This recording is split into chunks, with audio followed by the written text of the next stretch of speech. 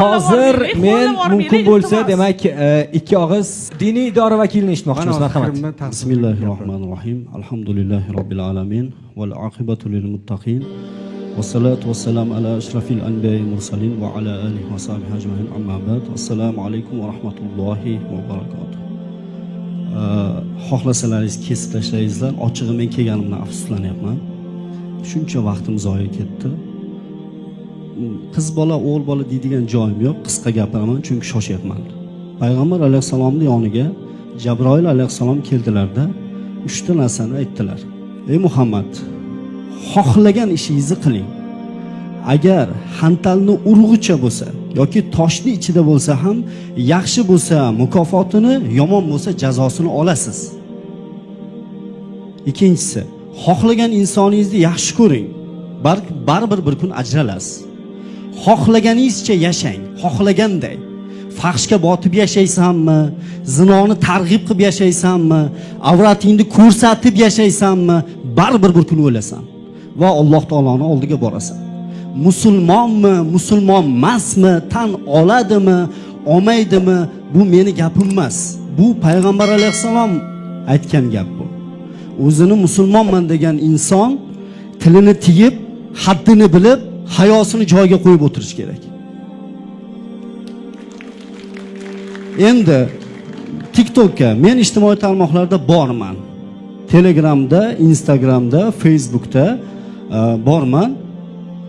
Afsuski biz katta ulamolarni, eng O'zbekistonni faxri bo'lgan yurtboshimiz Shavkat Miromonovich faxrlanib gapirgan Shayx Muhammad Sodiq Muhammad Yusuf rahimahullohning ruhiy tarbiyaga oid kanalidagi odamlarning soni bitta ahmoq, axloqi yo'q, betarbiyani kanaldagi odamlarning sonini 100 dan biriga kelmayapti. Biz qanday millat bo'lib qayerga keldik? Ovozim baland chiqayotgan bo'lsa, xafa bo'layotgan bo'lsangiz, meni haqorat qiling, lekin islomning, millatning, bu yurtning qadrini yerga urmang. Hech kimning haqqi yo'q. Bir kun menga bittasi kelib aytayapti. Qoraka deydi, hamma deydi menga ijtimoiy tarmoqlarda o'sha jumaga chiqib yurar ekan. Menga deydi har xil gaplar gapiryapti, u meni sha'nimga og'ir botadigan gaplar gapiryapti, meni haqorat qilyapti.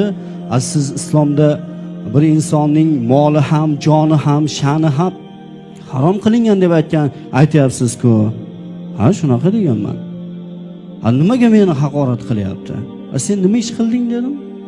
Lekin telefonini ochib falonchini deb qidirsangiz topasiz dedi. Aytdim, topayotmayki, o'zing bir ko'rsat. Ko'rsata olmayman. Qarang, ko'rsata olmaydi menga. Uyalaman dedi. Keyin qidirib o'zim bolalarga aytib TikTokda yo'qman. TikTokdan, Instagramdan qarasam, faqat boshdan oxiri so'kinish, fahsh, odamlarning ustidan kulish. Alloh taolo Qur'oni Karimda astag'firullah vaylul likulli humazatil lumazah degan. Vayl bo'lsin, jahannam bo'lsin insonlarning ustidan kulgan va mazah qilganlardan degan. Mazah qilib pul topayotgan bo'lsang, tavba qil. Astag'firulloh de. Uyingga borib yig'lab Xudodan kechirim so'ra dedi. Nimaga? Sen odamlarning ustidan kulib agar pul topib qo'ygan bo'lsang, harom yegansan, uylangan bo'lsang, bolalaringni ham harom yediryapsan. Biz nima degani bu? Shu yerda kim menga ayta oladi, men o'lmayman deb. O'lgan kuning seni qiyomating. Ustozimiz aytgan. Har bir insonni o'lgan kuni qiyomati keladi. Bu nima? Bu qanaqa holat bu? Biz quri masjidda iymon e'tiqodlilarga amr ma'ruf qilayotgan ekanmiz. Tashqari dabdala. Meni shaxsiy ishim deyapti. Voy birodarlar, jamiyatda shaxsiy ish degan narsa bo'lmaydi. Shaxsiy ish uyingizning ichida bo'ladi. Siz ommaviy axborot vositalari orqali ommaga chiqdingizmi? Siz ommaga tegishlisiz. Men bundan bir hafta avval 17 yosh qizni janozasini o'qib keldik. 17 yosh qiz. Otasi yig'lab o'tiribdi. Men o'ylabman, qizi o'lganiga endi yig'layapti desam, u qizini bir oy avval oq qilgan ekan. Nimaga? Ijtimoiy tarmoqlarda bolalar bilan dachada o'ynaganini, cho'milganini qo'ygan. Oq qilgan ekan bir oy avval. Qoraka oq qiluvdim bir oy avval. Nima bo'ladi endi buni taqdiri deyapti. Yo'q. Endi bu gapimni qabul qilmaydiganlar, eshitmaydiganlar ham bor. Nimaga? Buni ham islomda Alloh taolo Qur'oni Karimda biz ularni qalblariga, quloqlariga va ko'zlariga muhr bosib qo'yganmiz. Nimaga? Haqiqatni qabul qilmaydi, ustozlar gapirsa eshitmaydi, o'zimda haqman deb o'ylaydi. Voy birodarlar, sizlar aka singillarim, sizlar musulmonlikni bo'ynlaringga olsalaring, sizlarning sha'nlaring, obro'laring, mollaring, jonlaring biz uchun omonat. Iltimos, u narsani o'zlaring yerga urmanglar. Sizlar qilayotgan ish noto'g'ri. Noto'g'ri ekanligini o'zlaring ham bilasizlar. Bilib turib qilasizlar. Nimaga bunday qilyapsizlar? TikTok, Instagram hamma biladi-ku uni nima maqsadda ishlab chiqarilganligini. Men tarixini o'qib chiqqanman TikTok bilan Instagramni. Yaqinda bir bola, 16 yosh bola NASAga ishga kiryapti. 16 yosh bola. O'zbekistonda bormi shunaqa bola? Bir narsa desangiz g'arbdan o'rganyapmiz deydi. Yoshlar Amir Temur necha yosh bo'lgan? Qur'onni yod olganda 9 yosh bo'lgan. Imom Buxoriy 6 yosh bo'lgan. Zahiriddin Muhammad Bobur 12 yosh bo'lgan. Qodiriy roman yozishni boshlaganda 20 yosh bo'lgan. Abdulla Qahhorning romani 20 yoshida, 18 yoshida yozilgan. Men shu o'rinda bitta narsa aytmoqchiman. Ba'zilar chiqib, baxt insonning qo'lida, qo'lingizda emas. Baxtning egasi Alloh. Allohni rozi qiling, baxtingizni beradi. Gapimni xulosa qilaman, mendan xafa bo'lmanglar, lekin bu ko'rib turib shunaqa bir arablarda maqol bor. Ridol masiya, aynul masiya. Masiyatga rozilik, masiyatni qilish bilan bir xildir. Bir inson fahsh ish qilayotgan bo'lsa, siz jim qarab turgan bo'lsangiz, shu bilan bir xil ish qilyapsiz. Yo qo'lingiz bilan, yo tilingiz bilan qaytaring degan. Shuning uchun aytayapman, bizning zimmamizdagi narsa. Yaxshi narsalar ham ko'p. Boya yuqorida bir do'stimiz aytdi, mana osmondagi bolalar. Egasi Temur Atxamov, Toshkent Islom institutini bitirgan bola. Olim yigit o'zi. Ijtimoiy tarmoqlarni, ITni insonlar uchun, yurtimiz uchun manfaatli qilishga ishlatdi shu bola. Uning uchun nima kerak ekan? Uning uchun insonning maneri bor-ku. Chiqib olib aytadi, manerim toza bo'l. Yo'q, manering toza bo'lsa, seni manering ham toza bo'ladi. Usting boshqacha bo'ladi. Qilayotgan ishlaring ham boshqacha bo'ladi. Inson har bir farzand fitratda tug'ilgan. Sof iymonda tug'ilgan. Ota-onasi uni yo axloqli yo axloqsiz qiladi. Yo unday qiladi, yo bunday qiladi. Sizni qilayotgan ishingiz orqali ota-onangiz ham jabr ko'radi va bitta ogohlantirishni aytib qo'yay.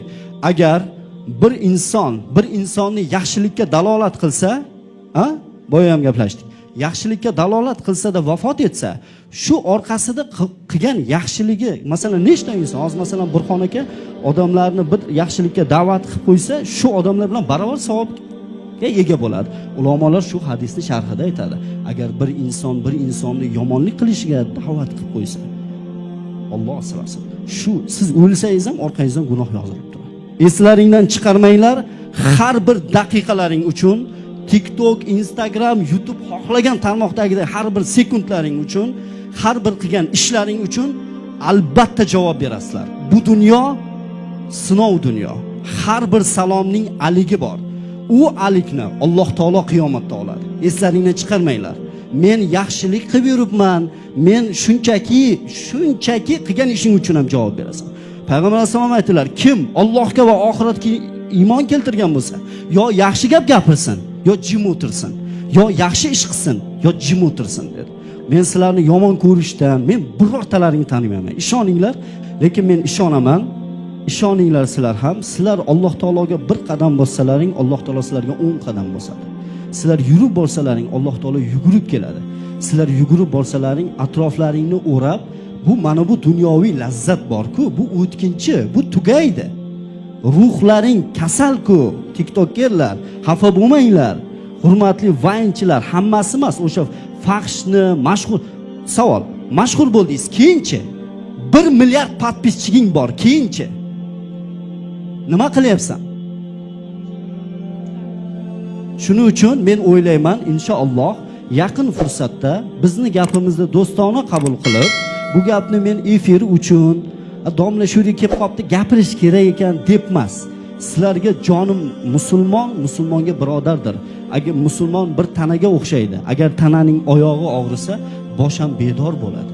Biz bir tanamiz, bir tananing a'zolarimiz.